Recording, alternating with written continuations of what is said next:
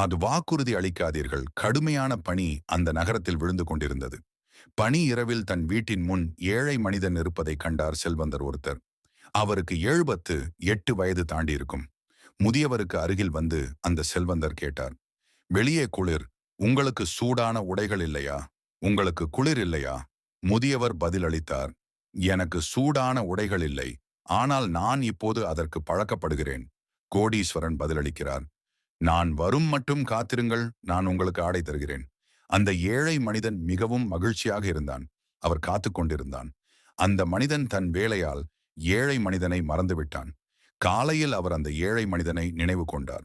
அவர் உடனடியாக வீட்டை விட்டு வெளியே சென்றார். ஆனால் அந்த முதியவர் குளிரால் இறந்து விட்டார்.